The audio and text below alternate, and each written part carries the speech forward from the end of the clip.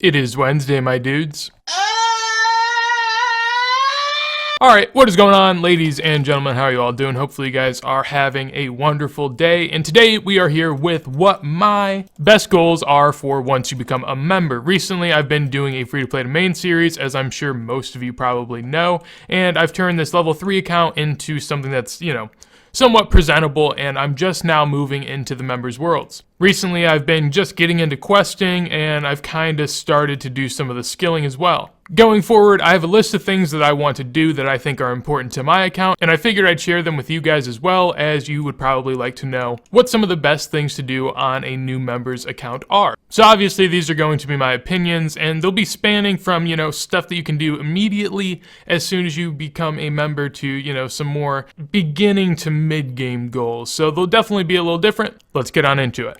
Alright, so getting into the 10 goals that I have for you guys today, they come in no particular order. You can focus on them as you may. Typically, I like to go by like 1 or 2 goals at a time, but obviously that is up to you. So the first goal that I have for us today is getting overhead prayers. This is protection from mage, range, and melee.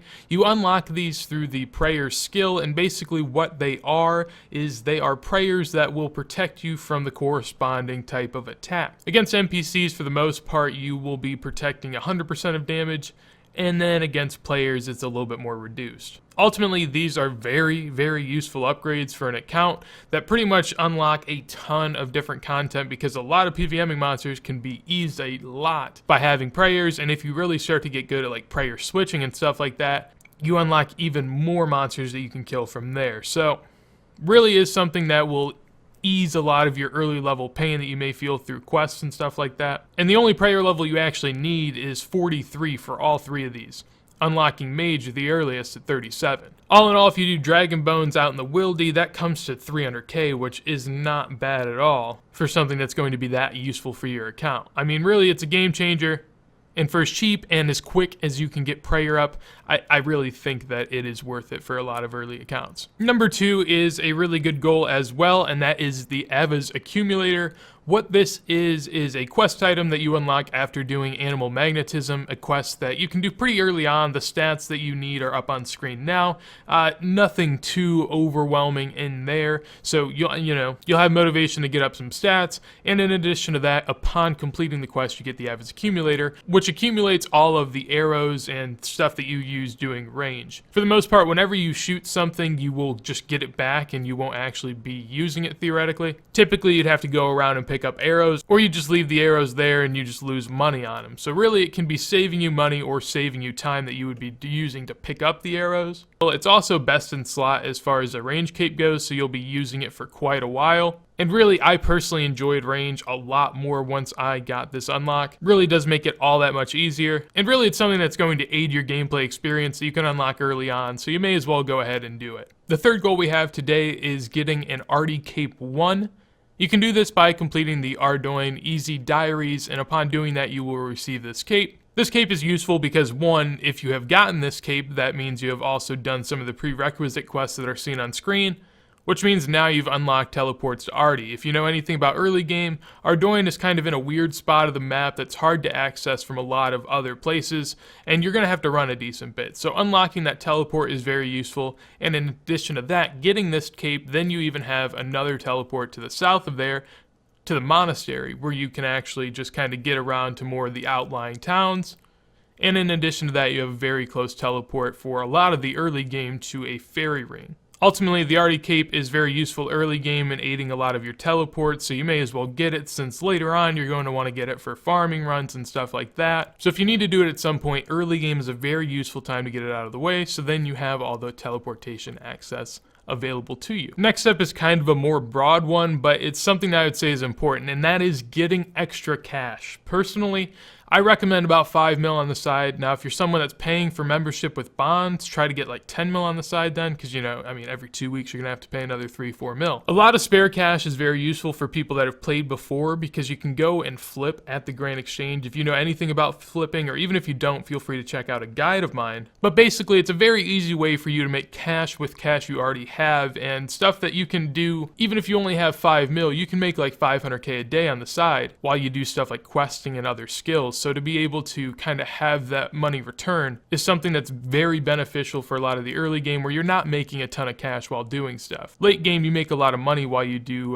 PVM and skilling, but early game, it's not all that profitable. So to be able to have side cash that you can rely on is a very, very useful thing. And if you're someone who's looking to get into flipping, I'd highly recommend it. The next goal is 50 Slayer. Now this one isn't necessarily a hard cap. You don't need to get 50 Slayer for any particular monster, but early level Slayer is something that people can often find to be kind of a grind if you come back to it. Say once you get 60 attack and strength, or once you really start to get up there in combat, to come back and kill all of these early level monsters is something that a lot of people kind of hate, and then they start to resent Slayer. It shouldn't be that way. You should really gain Slayer while you train your account. Slayer is something that naturally kind of benefits you because it teaches you about a lot of different monsters in the game, and eventually you can open up your access to more monsters with more profit and a lot more variety. Ultimately, I think Slayer is a very useful skill, but a lot of people get put off by it early if they kind of get bored by killing stuff that's way out of their level range. Doing Slayer early will prevent this and ultimately will lead you on a path of profit in regards to PVM towards the later game. So definitely something I would recommend. Next up at number 6 is Barrow's Glove. You're not actually aiming for Barrow's Gloves. Basically, if you don't know what Barrow's Gloves are, they are the best glove that you can unlock in the game for melee. It's a very useful unlock and a lot of people like them, obviously, for that reason. However, you get it through the quest called Recipe for Disaster. That has 10 parts and you need 175 quest points to complete the whole thing. Now, naturally, I'm not going to say go for 175 quest points. What I will say is try to keep up to date with the best thing that you can get in Recipe for Disaster. Just keep completing those subquests as you can, and then eventually, once you start to get more up there in quest points, it won't be as difficult for you to come back and do this. In addition to that, by completing all the subquests, you're putting yourself on a good path for your account, as you're definitely aiming towards the Barrow's Gloves, and in addition to that, you're doing the correct quests beforehand that are required for you to do Recipe for Disaster. So you're not doing quests that aren't really that helpful. You'll be pretty well guided, and ultimately I think that it's a good thing to aim for, and the earlier gloves really do actually have a role on your account, so you have a little bit of a benefit there even before you get the best glove. Now next up is actually a skilling one, and that is I would recommend people kind of get 60 woodcutting early on into their account. I think that woodcutting is a skill that a lot of new players seem to enjoy, so I'd recommend you to try it out. It's very easy to get into, there's not a whole lot that's required of you, and it is an AFK skill that will allow you to make money. Basically something you can kind of do on the side while you do other stuff. If for some reason, you need to do some homework, you need to watch something, you can still do a little bit of woodcutting. So to have 60 woodcutting and access to U-logs is very helpful, and at 61 you'll get a dragon axe. So I really just recommend people always have a skill that they can AFK for profit. If you don't like woodcutting, find a skill that can make you money, but woodcutting is one that I prefer and I would recommend to others. So that's the general idea of it. Next up is getting KourendFavour. This is one that it's kind of hard to explain. Basically, Kourend is a new continent that has been introduced into old school RuneScape. And to get accustomed to it, basically, you can kind of run through some early game quests that I have here on screen that teach you more about the Isle. And along the way, you'll get favor from those quests, and ultimately, the favor can do a lot of things for you. It unlocks a lot of different aspects of the entire continent, and so I would say early on, try to get 100% favor in as many houses as you feel comfortable doing, and to be able to do it early on where the rewards may mean something to you is always something I'd recommend, and also it speeds up a lot of the things you're going to do on this continent for the future to come. Now next up at 9 is kind of, I guess, if you want to rush combat, this is what I recommend. It's kind of more of a med game thing, but if you're someone that rushes combat, it's definitely something you can do early, and that is getting a dragon scimitar. You get this by the Monkey Madness quest, and you also need 60 attack to be able to equip it. This is going to be one of the best melee weapons throughout the rest of your training. You'll eventually find there's better ones, but the dragon sim is very comparable and a very good unlock early on into an account. In addition to that, a lot of people, if they have a dragon sim, then like to go for the dragon defender. For this, you need 65 attack and strength to be able to get into the Warriors Guild. For a Dragon Defender, you're going to need 130 total between your attack and strength, so 65, 65 for instance would work.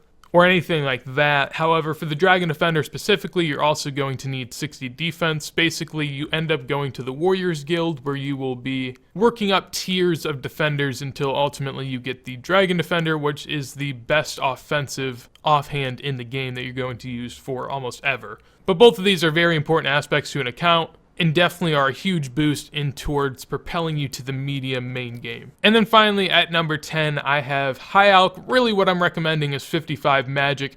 I think that 55 Magic allows you to unlock a plethora of extra teleports that will allow you to get all around the game. And High Alch in particular is a spell that I found can make you a ton of money if you start using it in methods like the Ether Bracelet method. You know, I can make like 600k an hour while actually training magic, which is really, really useful, especially when I'm very early on into an account. Like I had less than a mil and I was doing good numbers, really. In addition to that, High Alching is just a great way to be able to train your magic, even if you just want to train it while doing something like agility. It's very efficient and allows you to train magic while doing other things. So High Alching in and of itself is very important, but also getting up your mage so that you can do other things in a member's world also is a huge aspect of why I would recommend getting up your mage early on into an account. Alright, so that is going to be it for the 10 best goals for new members. Hopefully you guys enjoyed the video. If you did, make sure to leave a like. If there's anything you want to tell me or any goals that you think new members should also focus on, let me know in the comments down below. If I find good ones, I'll like them and favorite them.